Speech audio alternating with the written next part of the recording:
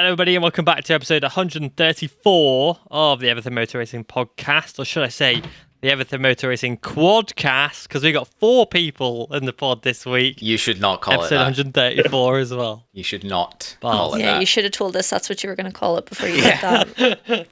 We should have discussed that opening. Yeah. Yeah, sorry. But yeah, so obviously, as you can tell by the loudmouths, we've got Lauren and Cameron. We're back, baby. Yes. Lauren's found herself. I found myself. And we've also found Tyson. G'day. Who's back. Full house. Hello. Yeah, welcome back to the podcast. Cheers. Now with everybody else, of course. So how's everyone doing? Good, Good. mate. How are Good. you? I'm sound. We did have this conversation 2 minutes did. ago. Yeah, but it's not on live air, is it? You know, you need to like air it out to everybody and be like, yo, we're Gucci, and then you can move on to the pod, you know? Happy birthday, Deck. Oh, yeah. Yay, Yeah, Dex 30.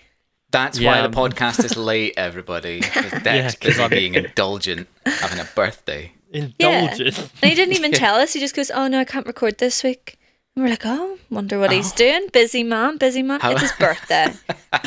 Like, not that I would say happy birthday anyway, but, you know. No, obviously, yeah. But yeah, I'm 26. I'm old. You told me you were 30. Wow. I'm going to keep making think- that joke until someone hears me. Yeah, I heard it a few times. Crazy that no one laughed the first few times. I don't But get it. yeah. It's because I'm 30 and it's not funny, Cameron right? Hart. Yeah, Cameron is 30. Ugh. I think when I Why? started this pod, though, I was 23, so it's kind of gross to think about. It's weird how you just get older every year. Yeah. It's crazy concepts. Like, it's just bizarre. But Anyway. yes, hello everybody. We are back after talking rubbish for about 3 minutes. Sorry about that. We are back. It is a MotoGP race weekend. And I'm going to start everybody off with a question. Is Danny Pedrosa winning this weekend in Jerez? Nah. No. But he's I going to do wish. well. Yes, I think he'll do well. I'd like to see him lead a free practice again. He Oh, yeah. will win our hearts all over again. Yeah, but he does that all the time because Yeah, he's a but- legend. You know, Yeah, there's something.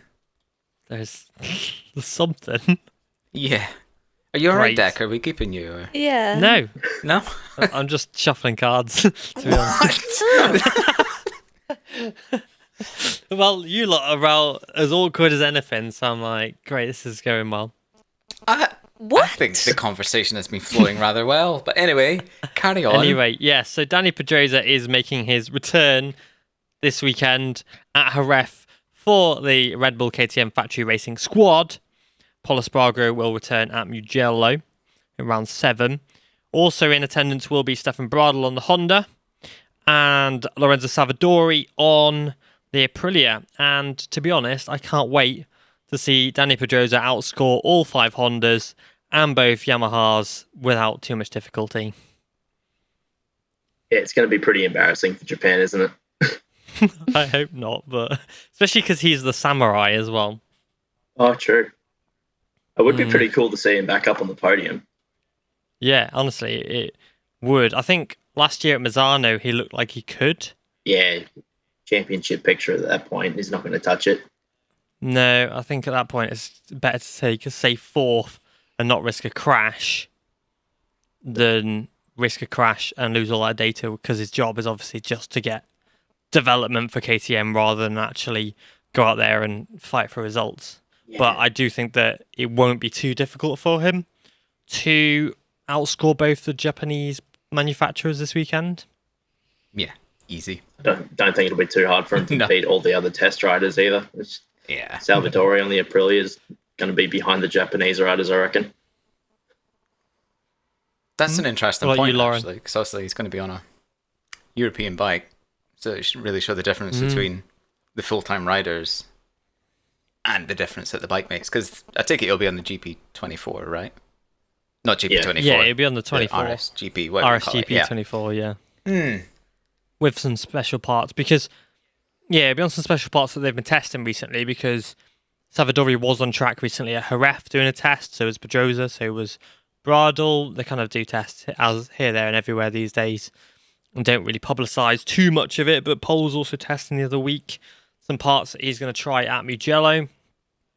And yeah, I'm just excited to see Pedrosa, sorry, back on track. It will be cool to see Pedrosa and Pedro on track together, though. Like the legend and the rookie circling together. That'll be sick. Crowd went wild last year for Miller and Pedrosa carrying on. It's going to be even crazier this year. Oh, yeah, 'cause it's Jerez as well. They absolutely love Danny there. Yeah. I mean, I've nothing else to add. I feel like you guys have really covered it on Danny Pedrosa, to be honest. Although, speaking of Pedro, I mean, that's who I'm more excited for this weekend. I do think between those two guys, they're really going to steal the show this weekend, to be honest. I genuinely think Pedro has a win in him this weekend.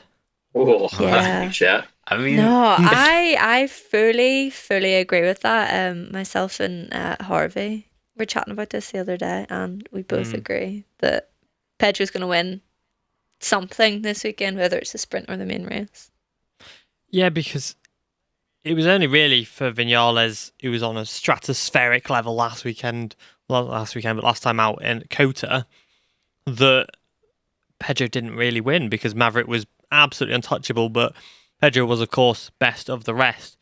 And for a kid who's never really raced overseas on a MotoGP bike, that's very impressive. And I think it will be good this weekend, because obviously Jerez is a test track for many of the riders, many of the teams. So a lot of the data will be centralised and focused around Jerez. So we will see a lot more riders, I think, closer to the front, because the overseas ones always seem to pull out a weird, strange result here, there, and everywhere. And it's only when we actually get back to Europe that riders start to improve and show what they're good at. And the riders who are consistently good and maybe fare differently under different conditions don't do well. But saying that, KTM were on fire last year at Jerez, with both Miller and Binder on the podium in the main race. yeah, this was their track, really, wasn't it? Yeah, it was only Bagnaia really that beat them both, wasn't it? And that's not going to happen No, this weekend. no. Really? I don't Nah. think so. Well, No. you were saying about the flyaways at the start of the season, which I would usually agree with, but we only really had Qatar and America. So I feel like I feel like Jerez's gonna throw up an interesting result as the first race sort of back in Europe since the start of the season. So I don't know. I have a funny feeling it's gonna be another strange weekend. Like I don't know what to predict. I'm not going to lie, this season in racing in general feels a bit strange.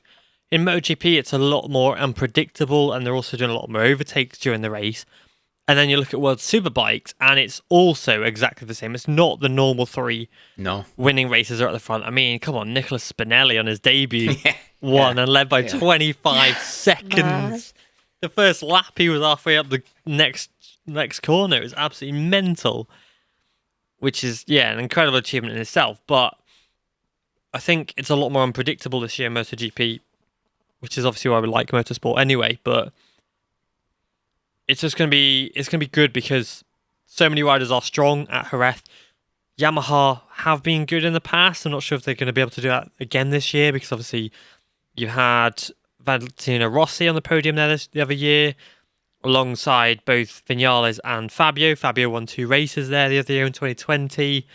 You've had Fabio was there, I think, last year as well. Could be wrong as well. But Yamaha have done okay at Jerez in recent years. Obviously, it's a lot different now with how everything else has excelled. Ducati have won the last 3 races there with, yes, it wouldn't have been Fabio. It might have been on the podium there. It was either that or Catalunya last year. I cannot remember. But Ducati have won the last 3 races there. Jorge Martin looks exceptional this year as well. He's in the championship by a big lump. And Nea Bastianini is fighting for his career and his seat at factory Ducati as well. So there's a lot of riders with a lot to prove this weekend.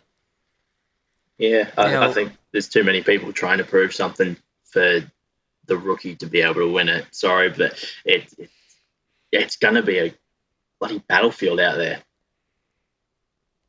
Yeah, it's going to be wild. And I think, like you were saying, well, like we were saying last week, Dick, that the reason that this year already is kind of, this is like the first season in a while that's actually giving us what we wanted from like pre-season. We're like, oh, it's going to be an amazing season, but the last couple of years it's kind of been a letdown. Whereas this year, it's finally happening because we don't have an injured Enea. We have Marquez on a Ducati. We've got Pedro Acosta out of nowhere. There's like 3, 4, 5 riders maybe. We've got Martin showing his pace from the start. Vinales. And Vinales. So there's like 5 riders suddenly up within podium contention, win contention, that we didn't really have last year. And Pecco was able to just kind of, carry on business as usual and win races, whereas it's not as easy for him this year, and it's why the racing's more exciting. And also last year, Jerez was hella exciting. So that, combined with the fact that this season in general is just better, it's going to be a great weekend. And I can't see Pecco winning it because he's just got way more competition. But I also can't see Pedro winning it. Podium. But I agree with Tyson that this, it's going to be a bit much for a rookie to take this one as the first win. Although, isn't it? Is this not Pedro's? What are you giggling at? Is it I'm just going off on one. Sorry, but isn't this? Yeah, I know. Stream of consciousness. It's just what happens, right? Listen. I swear I have a point. Yeah, you're listening. You got no choice but to listen. Isn't this Pedro like basically kind of his home race? He's from Murcia, right? Yeah, he's very close by to Jerez. Yeah, so there's that as well. He's going to be extra hungry for this one. So I don't know. It's from Marazon in Spain. Fair. So I mean, the real winners are the spectators, us, if you will, and the listeners of this podcast. So yes, exactly. I think we should just end it there, to be honest. That's it. That's it. Done. Right. See you later next week. Bye. Okay, I'll let someone else speak. Why that made me laugh so much? It's just that was just a bit chaotic. Yeah. I agree, but I disagree. Obviously. Obviously. I think that yes. So with so many people having stuff to prove, I think the race this weekend is going to be so excited. I'm going to be disappointed if it's not, to be honest. But yeah, I feel like going back to the thing of being on European circuits, that's going to have even more people at the front sort of thing. So I don't know. I feel like it literally could be anybody. And I think in the sense of this being the start of the season that we've wanted for so long, I think the only thing that would make it literally the perfect start to the season is if Yamaha and Honda could fix their issues. Then it literally would be the perfect, well, shaping up to be the perfect season. So that could possibly happen this weekend. I doubt it, but I feel like coming back to a track like Jerez where, say Fabio's had his first MotoGP wins there, you never know what might happen. And if so many people are at the front battling and having something to prove, bigger chance for error. I think lots of people are going to be just throwing the kitchen sink at it, which means a surprise could literally just come in and out of nowhere win it because everyone else is getting involved with each other. Potentially, yeah. It's a small track. Yeah. Yeah, the Jerez is, as you saw, was very, very good last year. But it's been very, very good the last few years, I think.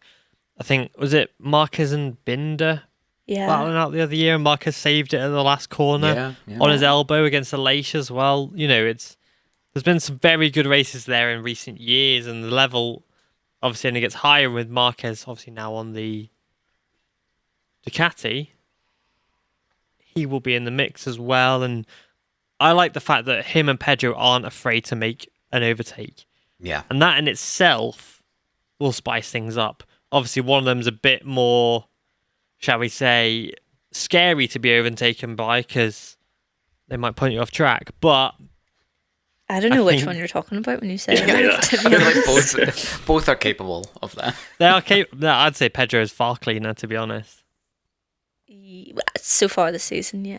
So far. Law of averages. Pedro can, as we said last time on the pod, he is incredibly good at outbraking other riders and still making that apex and still, like at Bagnaia at T1, at Kota, that is an incredibly difficult corner. You're braking uphill into a well over nearly 360-degree turn. It's obviously not, Cameron, it's not a 360 turn, obviously, but you're turning back on yourself to go the opposite direction. Babes, it's like not even 90 180. degrees. Yeah, What it's are not you even on 180 about? now. 180 is going doubling back on yourself. So Well, I don't know. I can't be bothered. I've not done maths in 10 years apparently, but Right, so there's advanced a stuff. roundabout now at turn 1 of Coda that you have to go round. basically you're turning back on yourself at T1, right? Yeah. So you have to brake uphill into an incredibly tight corner, back on yourself. Then Pedro is still able to outbrake the hardest and toughest braker in the entirety of MotoGP, which is obviously Francesco Bagnaia. So that in itself is going to be interesting to watch because of how Jerez works. It's a twisty track. It's got long flowing corners, but it's got that lethal back straight as well. And that's where we see a lot of the overtakes happen. And I think he'll be very good there. I think that last corner is obviously going to bring up a few surprises as well. But I do think across the grid, really, there's going to be a lot of riders, and it's hard to write who's actually going to be good there because Jorge Martin will obviously put up a fight. He was 4th there last year as well. And there's just too many riders throwing their hat in this weekend, and I genuinely cannot even try to think of what that podium will look like. I think Pedro will be on it. Apart from that, no idea. I don't know if he'll win it or not, but it's definitely going to be a weekend to see how much better he is over the other KTMs. In America, he was riding it in a completely different style. The way that the boys on the KTM factory bike back the bike into a corner, Pedro doesn't do that. He keeps it in line like Pecco does, really. And last year in Jerez, we saw the rear tyre smoking up a lot from the KTM boys. I don't think we'll see that from Acosta.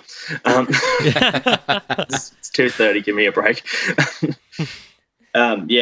I think we'll really see a defining line of how much better he is over the factory boys, and then we'll see a contract signed. Oh yeah, that was my question to everyone there. I was going to be like, well, when do we think that's going to be announced? When does he go to the factory squad? Well, he knows something. I don't. Yeah, he does. Now Moto News. Yeah, I thought you were gonna the mention most reliable source on the entire of the internet. Oh, yeah, Now Moto Where I get all News. my information from. Yeah. Posted earlier to say he's already extended his contract with KTM to 2025 and will be in orange. And there's a 2026 contract on the table if he wants it now.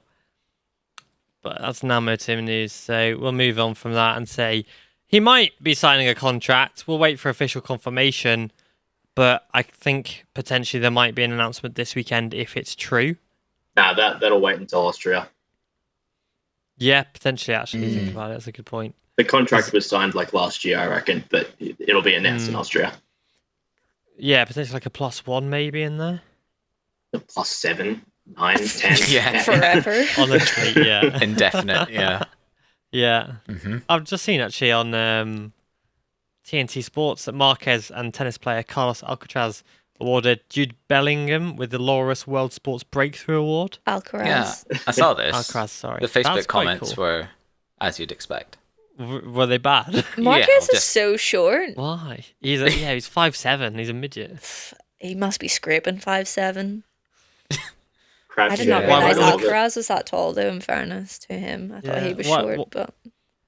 Oh yeah, 1.69 meters. That's 1.69 meters in foot. Is 5.5.5. Marquez. Yeah. Easy, I'm 5'5". 5'5". 5.5. I could Yeah, sense sure. a short person when I see one. Yeah, you can knock Marquez about in a boxing match. I'm taller than Danny Pedrosa. Did you know that? Yeah, but that's not hard, is it? He's 5'2". There's a photo of Marquez of Usain Bolt as well. What the hell? That's very a cool. shame. Someone said the fastest man in the world and Usain Bolt. Hey. I haven't heard that one Nice. before. But yeah, that's a cool one. But yeah, MotoGP, this will be interesting and I can't wait for it. So, World See you Superbike. next week. Oh, boy. Yeah, that's it. Nice. Yeah. Oh yeah, Remy Ah. Gardner. Oh man, what a I showing was from buzzing Remy. for Remy. Absolutely Motorcycling, me for him. Motorcycling Australia put up a post the other day saying that was the first Australian podium in 14 years in World Superbikes. Wow. So, fucking good job, Remy. Yeah, who was the last one? It was Troy Course. Oh yeah, of course. That makes sense. Yeah, that of would course. make sense. It'd be a Troy. One of the two. Yeah, very, very, very good race by Remy. I was gutted for him after the sprint when he missed out by meters, really. Oh, it was a goated move by Alex Lowe's, though. Yeah, so. it was sensational. It was classic. Yeah. Yeah. And Jonathan Rea, I'm just so confused. He gets pole and he's nowhere. Yeah. He gambled with the tyre, didn't he? And then he just kind of got swallowed up and punted off. And But, like... It's not working, is it? He was like 19th in race 2. But sure, he was in the gravel in race 2. Was he? And Yeah, back he did. Okay. he wasn't 19th because he just was crap. He finished 19th. Yeah, no, he had a bit of an off. I'm nearly sure him and Alex Lowe seemingly got tangled together, but they didn't actually show us it, so no one knows what actually happened. Yeah. Still waiting to see his crash from Phillip Island. Yeah, apparently there wasn't any footage of it. I think there's something on his YouTube channel, was a bit of a clip of it. Just saw it with the thumbs up afterwards, but... Yeah, he said on the YouTube that he wanted to put his thumbs up so his family could see. But, yeah, it doesn't seem like it's working. Like, he got 5th in race 1, to be fair. Yeah. In the Super Pole race, sorry. But again, why are you 8 seconds back after starting pole in a Super Pole race with like 10 laps?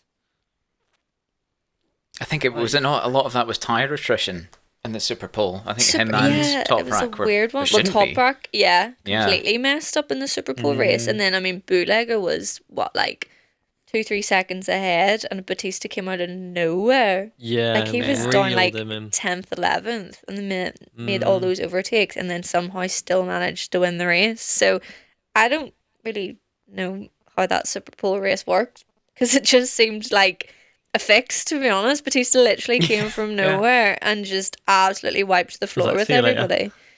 So yeah, a lot of people saying that the first race was fixed because obviously Spinelli was leading, got reeled right in, and then Toprak obviously could have won the race but then lost out because of the red flag, because by a matter of meters, may I add, Locatelli, his bike blew up just as Spinelli passed the point of 2/3 of the race, meaning they could call it there. Italian mafia cock off. Yeah. Yeah, you're telling me there was not a sniper sitting. Going. Yeah. Yeah. But it was incredible to see him win that race. I don't think you could take it away from him. I don't care if there's conspiracy around that or not. It happened and it was bloody unbelievable. So yeah, it was like the fact that he was about 2-3 laps in and he had a 25-second lead. Someone sent me a video from the side of the track, and to see it visualize an actual him crossing the line and waiting for the others, it was unbelievable how far ahead he was. And yeah, obviously he picked the right tyres, he picked the intermediates, I believe, and so I mean he made the right choice at the end of the day, and I think he deserved to win the race based on that, because sometimes you make a gamble and it pays off in racing, and that was one of them. Can't wait to see him on Rinaldi's bike next year. Potentially could happen. Yeah. He won at Portimao in Moto E as well, didn't he? Yeah, he's going to be there in 25. Because he is a very good rider, because he was a 2-time Italian Moto 3 champion, and then he was very good on the 600 in Italy as well.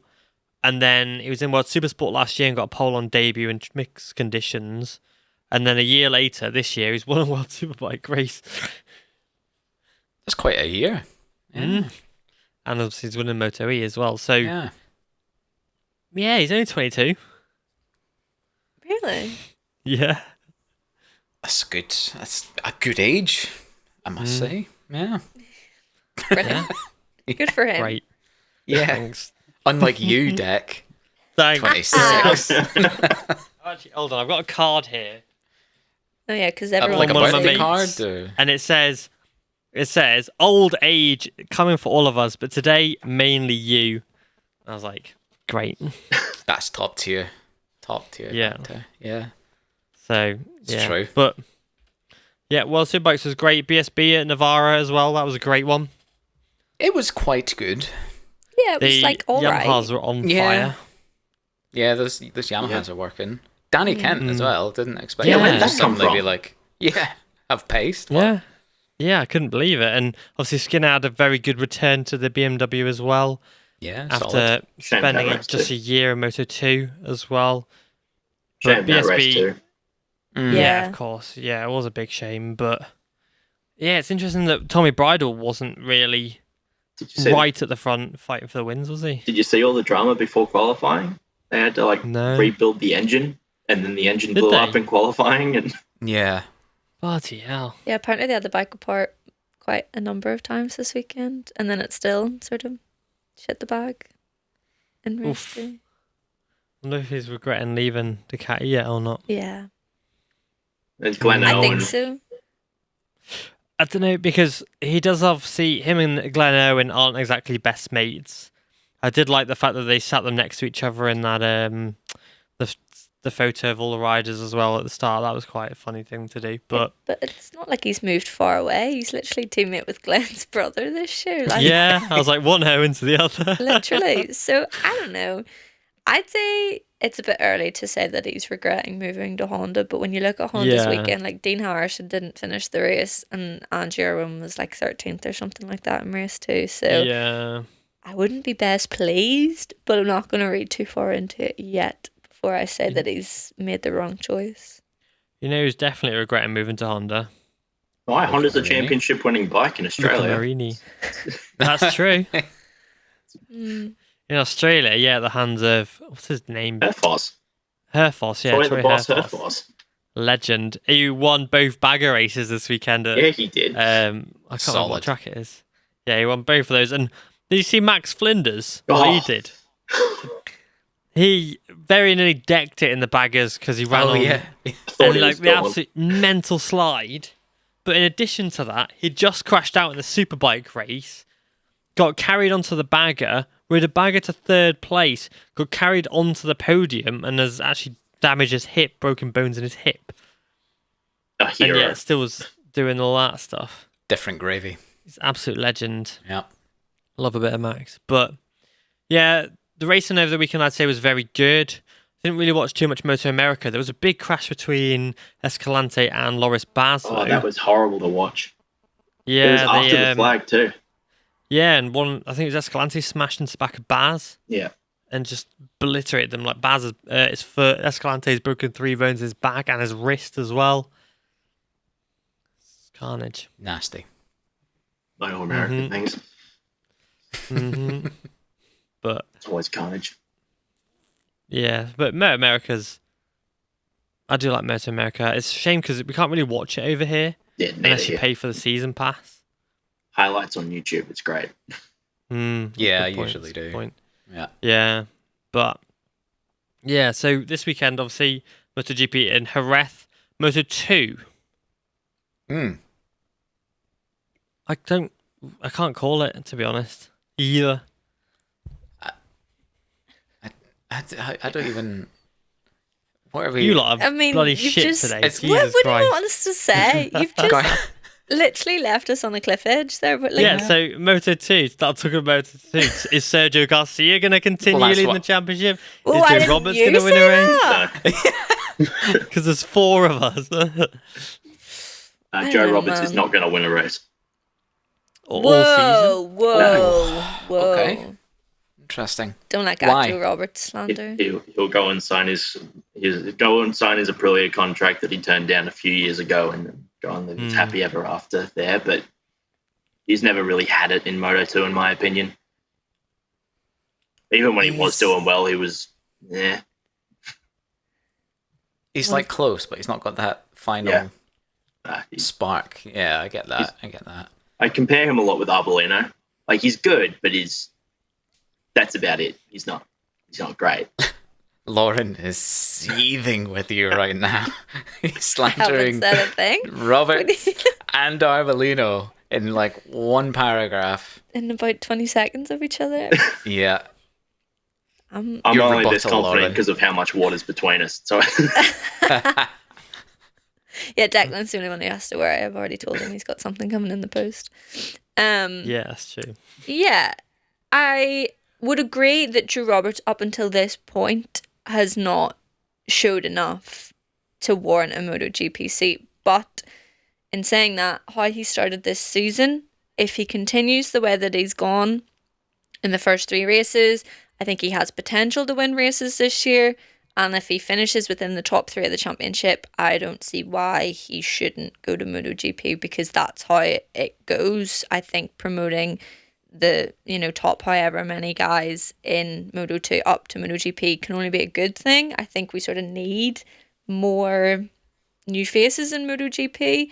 And I think Joe Roberts would be a good fit. I literally think this Trackhouse Aprilia team has been like put together for him. He's always like, he's at the bike launch.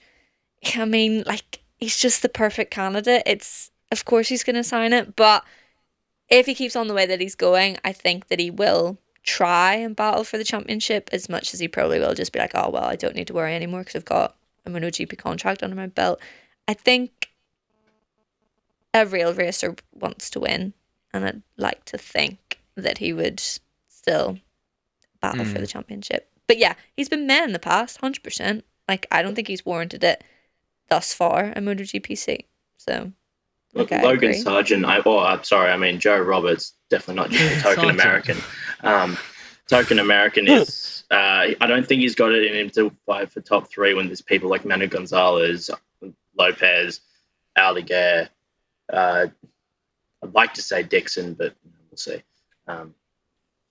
There's too many other names that are sort of clicking already and don't just get a weird win at Portimao once upon a time. And I think there's too much competition for him to top 3, but I think he'll get through to Trackhouse anyway, and that kind of annoys me. I mean, he says token, but he's second in the championship, 2 points off the lead at the moment, with 2 podiums to his name. Yeah, Aldeguer is nowhere and has a GP contract. You can only beat what's in front of you as well, So it is an interesting one, though. I think Boscoscuro is incredibly competitive this year. Look at the championship, and there's 4 in the top 7. So they are throwing spanners left, right, and centre. I think Sergio Garcia at this weekend as well, because they're back in Spain. A lot of the riders will have grown up here, riding in Spain. You look down the top 10, and most of them have done the Italian Championship, not the Italian Championship, the European Junior GP. They've done Pre-Moto 3. They've done all the Cuna de Campeones, all that lot, before entering here, riding at Jerez. So a lot of them will know the track. Obviously, Joe Roberts won't have as much experience there, but he's got a few years of experience under his belt at Jerez, to the point where it won't really hinder him. But I do think it's going to be very dominated by Spaniards this weekend.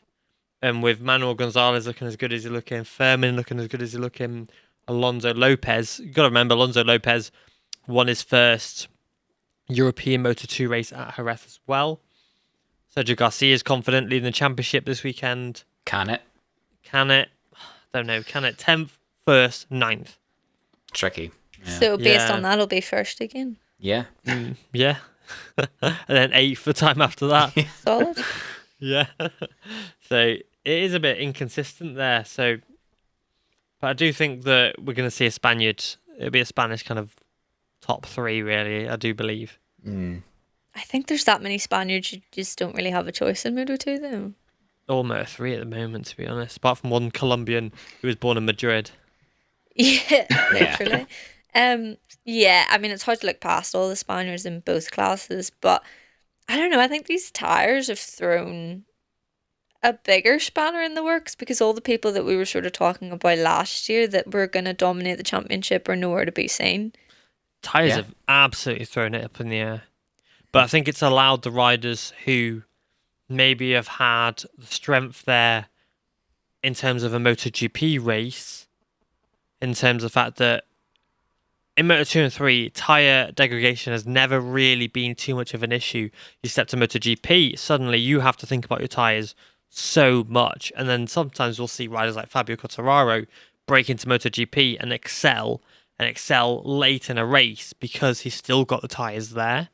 And I think that level of talent, that different type of talent of being able to manage your bike, manage your tyres, manage the fuel load until the flag, is pulling riders that we wouldn't really see too often out of the cracks and to the front of the grid. Obviously, talent comes with that, and Sergio Garcia is incredibly talented in his own right. And he's absolutely stomping his ex-Aspar teammate Eisen Guevara into the ground at the moment. Yeah. So I think Sergio could probably continue this streak now. I think he's won his first race, and I think he can carry on now. I think obviously he's going to face tough competition, but the Boscoscuros look incredibly good this year, and it's going to be an all-out dogfight, I think, in Moto2. Do you not always find that the guys who don't win Moto3 are the ones that are more impressive when they get to Moto2 and MotoGP? I mean, there's obviously the case where, they win all three or they win Moto2. Yeah, Acosta's. Yeah. Like Jorge Martin, Frankie Morbidelli. There's loads in GP that have won multiple titles. But I think in recent years, when you look back at some of the Moto3 champions, they come to Moto2 and they absolutely flounder and they disappear, whereas maybe this tire change is like a welcomed change for them because they're sort of going, now we can flourish a bit more. I don't know really, but maybe I think you're right. Maybe that's what's happening here. Yeah, I mean, you look through the Moto3 champions, Sandro Cortese, okay, Moto2, nothing really impressive. Then Kent 2015, it was Miguel Oliveira who was second. Look at him now. Obviously, Kent did quite well on BSB at the weekend. Lorenzo Della Porta in 2019, I mean, he has fallen to doing the stock 600 class in the Junior GP at the weekend just gone. He won a race. That was what he did win a race, but that's also the championship that a 15-year-old Fermin Aldeguer won it as a rookie. Yeah. And you're saying Danny Kent, like he's in the national Danny championship Kent now. doing. Yeah. But Della Porta to be racing that championship is terrifying after doing what he did do in 2019.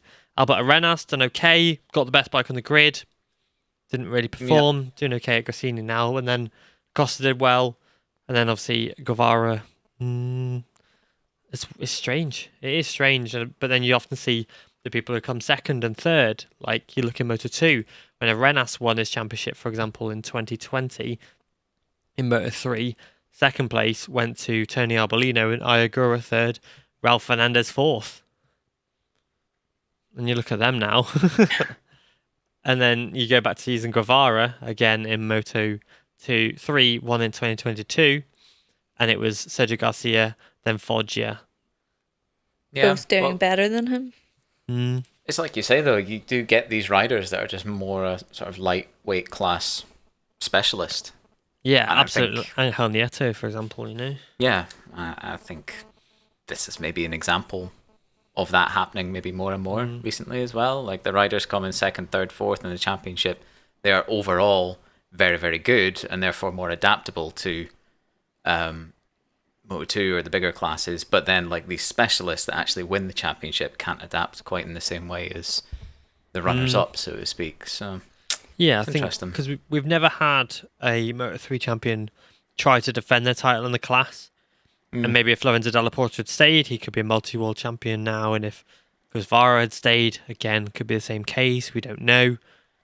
But yeah, there are these kind of small bike specialists who struggle a little bit. And back in the day, it was quite normal to stay. I mean, Loris Capirossi won his title as a rookie and stayed and won the title the year after as well. 1991, I believe it was.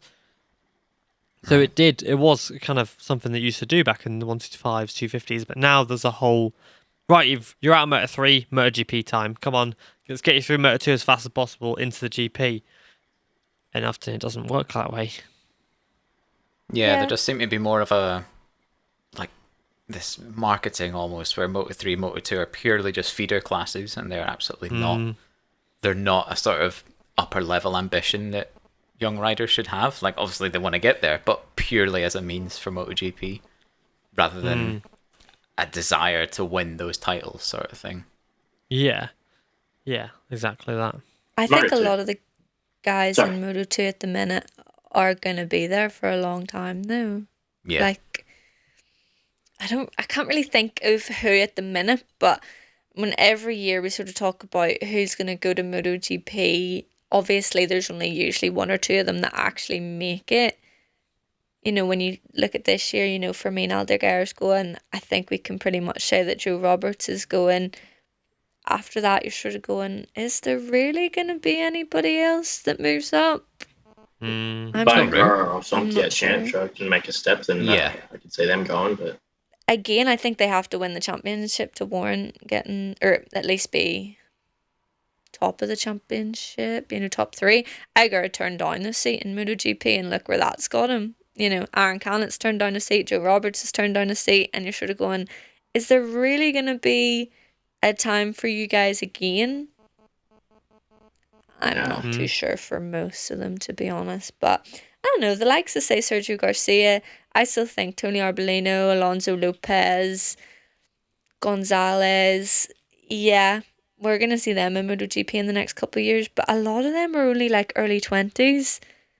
And a lot of the guys in MotoGP are now sort of late 20s. So there is going to be a switch eventually. Not everyone can move up to MotoGP when they're 19. It doesn't work that way. Yeah, absolutely. So the age thing, I think we're going through a really weird transition at the minute, where the guys in MotoGP are not old, and the guys wanting to move up, it's not going to work. So they're going to have to wait and be in Moto2 for quite some time before there's any opportunities for them, and you're going to have to stay at the top of the championship to be able to do that. We could see a possibility of the likes of Johan Zarco, where people are, retaining their titles and fighting at the front for a couple of years before there's any spaces there, because at the minute there's no room at the inn.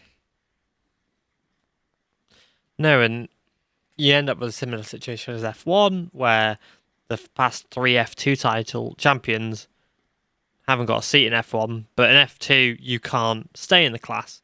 Thankfully in Moto2 you can. And it's why maybe Remy got shipped off to the Superbike so fast, because there was a case of like, well, look, we've got other riders coming up. We need you out. Nakagami's been lucky because of the sponsors that are in that team have kind of held him in place a few years. I think if Ayagura can put in a good enough show this year and actually wants to ride at Honda, then potentially we could see Ayagura in there. Zarco's fine for another year.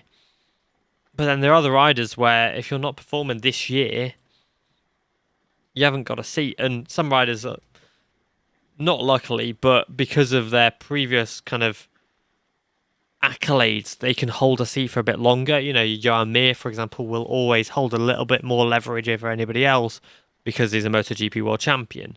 Fabio Quartararo can run around at the back for 2 more years and probably still have a bit more leverage over some other riders because he's a MotoGP world champion.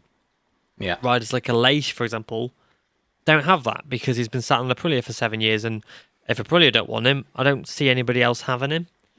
Same. No, the only other people who hold the power are VR46 Academy riders. Because of what they are a part of, that is the point of the Academy, is to keep those riders in seats. And you've now got a whole VR46 sponsored team for that exact reason. I mean, that's why Valentino started that so many years ago. It's why they started in Moto3, then went to Moto2, and now have a MotoGP bike. It's that reason. Obviously you've got Pecco, who's won the championships, whatever, but everyone else there is sort of So for Digia, it's going to be interesting to see how the relationship between Digia and VR46 works in that sense. They'll get rid of him as soon as he doesn't perform. That's the thing. He doesn't have that same bond that the other guys have. I think it's great that he's with that team and that they did choose him. It was completely the right decision to pick him. But as soon as he doesn't perform, which could be as soon as the end of this season, they have no loyalties to him and he has no loyalties to them. I'd say he'll end up getting kicked out very prematurely because of that. And I think so. They'll replace him with Morbidelli, because if Pramac don't want Morbidelli, VR46 will scoop him up because Vietti's not doing the business in Moto2 at the moment. No. So, well, we fill the seat with an Italian. Oh, great. Morbidelli sat there. Get him on it instead. Yep. Be interesting. Digi is outperforming Bezzecchi most of the time at the moment. And if they sack him off beating Bezzecchi, that it'll be interesting to see how that develops. I'll riot. Yeah. I think Bezzecchi, because he's had a good year last year and is struggling for the same reason Bastianini struggled last year on that Ducati, Bezzecchi kind of is okay. I think if the whole Pramac Yamaha deal does go through, I think we could see Bezzecchi on a brand new bike next year, which could work in his favour, along with, I don't know who else at the moment. It depends on Marquez, both of them, and Pramac, and all these little puzzle pieces that fit into place for 2025. But yeah, it's kind of creating a problem where there are too many riders in Moto2 who can excel in MotoGP who aren't getting the opportunities, and that's where we see World Superbike benefit from it, with riders like Nicolo Balega ending up there and doing as well as he's done. With the Pirelli switch in Moto2, there's riders like Tony Arbolino, for example. If he's struggling with the new tyres and people in MotoGP say, no, we don't want you, you can go off to World Supersport, they're also on Pirellis. Does this tyre switch just destroy his career? Or I don't think so, because the Supersport's a lot easier to ride with a flexible chassis. Yeah, the Moto2 is an absolutely horrendous bike. It's like Moto2 bike is not a good bike. It's stiff, it's horrible to set up, and it's just not a nice bike. Race engine with a straight transmission. It's great. Yeah, exactly. Yeah. Whereas at least in the Superbike series, the chassis are flexible. There's a lot more feel in the bikes. You know, I was chatting to Manuel Gonzalez when he first hopped on a Moto2, and he said that the bike feels like shit because there's no feel in the whole thing, whereas in Super Sports they're a lot different. But yeah, before we do a prediction, switching to Moto3 quickly. Holgado's podium in all 3 races. 2 points behind him is David Alonso, 2 wins to his name. Joel Kelso is a massive gap, with Alonso 63 points in the championship. Kelso is 35 points back already with 28 in 3rd in the championship. Wow. So Holgado and Alonso have absolutely disappeared already. It's Moto3. You can go from 1st to 7th in one corner. Yeah. Yeah, true. So it's a case of, will they catch up, or will Holgado and Alonso start making inroads and just disappearing further up the field? Yeah, they're clearing off, in my opinion. I don't think there's anyone who... Well, for one, we're 3 races in now. No one else has showed that sort of consistency, clearly. Yeah, it's hard to look past either one of them. I mean, it is Moto3. There's going to be surprise winners. There's going to be, random podiums and people coming out of absolutely nowhere. But it's hard to look past those 2. So, yeah, I think it's going to be a dogfight between them. And then just, a few other riders sprinkled in here and there. But I don't know, to have that much of a gap already, it's a lot. So, I don't know. I reckon Assen will decide whether or not they'll run off, because Danny Holgado was atrocious there last year, and if he is atrocious there this year, he hasn't learnt, and he'll struggle in the back half of the season, and then it might be a bit closer, or David Alonso will just sign his MotoGP contract. Yeah. Yeah. Well, I'm interested to see how the rookies will do. Piqueras exceptionally, because he knows the track very well. Yeah. He also won races on it on a Honda last year, so he knows the bike, he knows the track, and the Leopard's obviously very quick. Joel Esteban knows the track.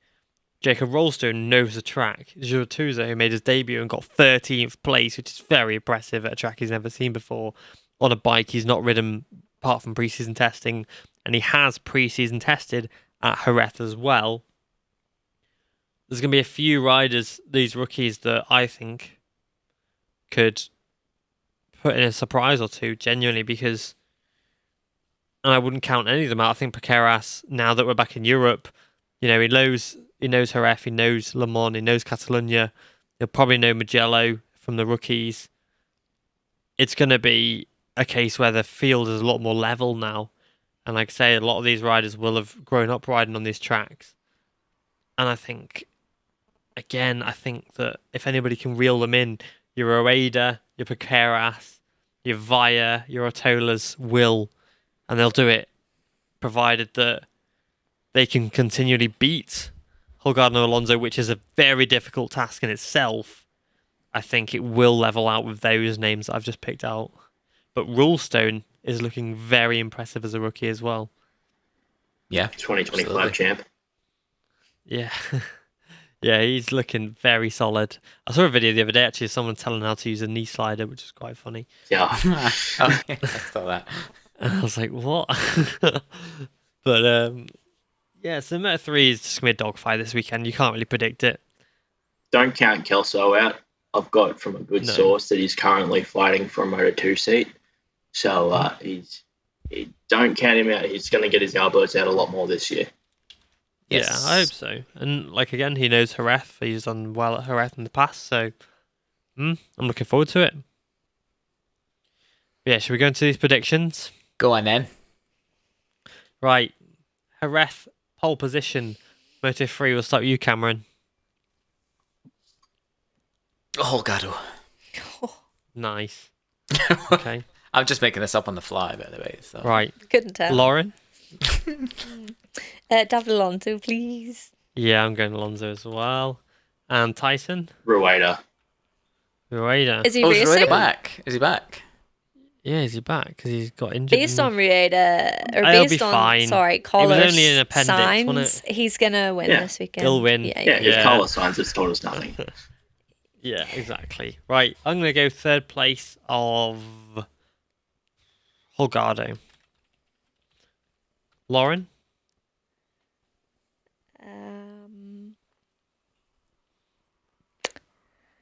Ooh. My mind has gone blank. I think.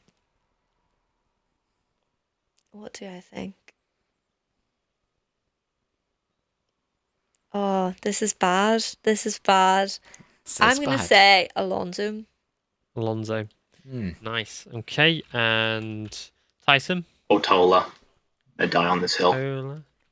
Nice. Okay, and Cameron? I am also going Holgado third, please. Nice. Okay. Lauren, second place, please. Oh, hey, you going third? Sorry? He went Holgado. Oh, did it? Yeah. He's all going Holgado? No. Two of us did. Are you listening? No. I could tell. You think I listen to what you guys say?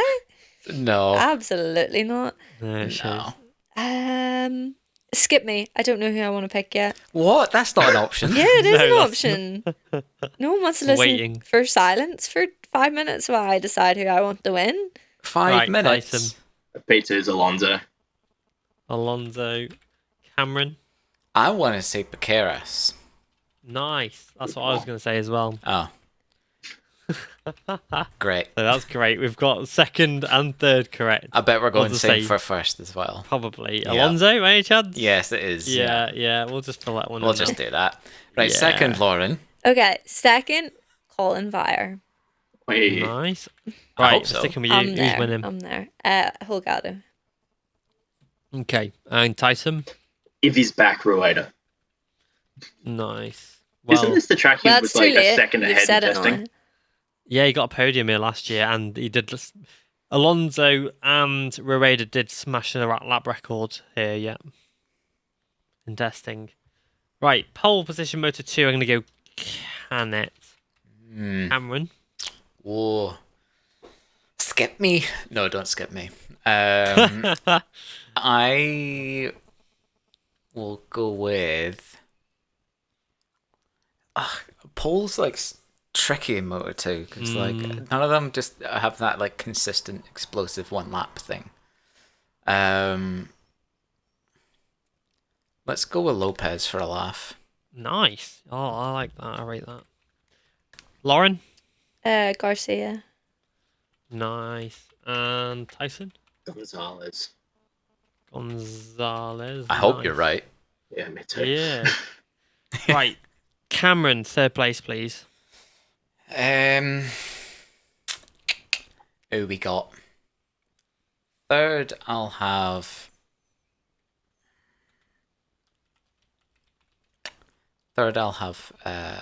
Roberts, please. Nice. Okay. Third, Lauren, please. I'm going to go with his teammate, Marcos Ramirez. Oh, Captain Andalusia. Okay. Yeah. Damn. Okay. Yeah. Tyson, please. Go on, Lopez. Nice. Okay. Right, I've gone with Gonzalez, sorry. But second place, I'm going Garcia. Yeah, we'll see. Yeah, So me too. Yeah. okay. Great pick. And Lauren? Aaron Canet. Nice. Right, and first place, I'm going with Joe Roberts. Ooh. Everyone would have laughed at me if that was me. Yeah, because it's you. And you're like the worst on our I predictions. hate as the double always. standards of this podcast. Oh. Wow. Yeah, but come on, you're like, how far are you trailing now on the predictions? 25 points? I guess we'll 24 see. points? I led I'm after losing the by- first round. You're acting like I don't know what I'm doing. I'm losing by so Okay. far. What are you talking about? Great. You got 10 points. I got points, okay? You well- can't write me off this time. True. Right. Lauren, who are you picking to win? For me, Aldeguer. Nice. Tyson Yeah, Aldeguer, he's going to do it this time. and Cameron. Who have I said so far? Roberts and Garcia. Yeah. Bloomin' heck. Who else even is there? You know what I mean? There isn't anybody else. No, there's not.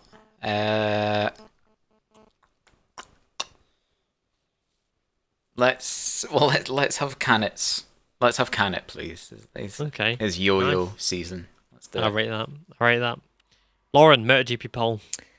Ooh, I'm just looking back at who was pole last year. I can't remember. Don't Not think allowed. that's going to happen again. It Who is was allowed. it? What do you mean not allowed? Who was God. poll last year? You're Elise. so quick to Elise. quick to anger. Anyway. Wait, that's not who I'm saying for this year. No, That's no, okay. I was like, God, please no. Do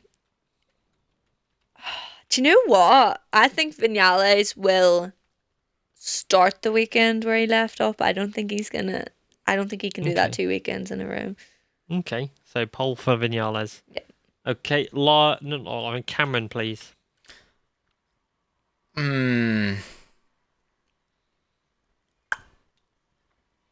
Acosta. Let's do it. Legend. Let's do it. Right, Tyson. Martin, one lap Yeah, I've got champion. Martin as well. Yeah. Right, MotoGP sprint race winner. I have gone for Martin because he loves a sprint win. Cameron.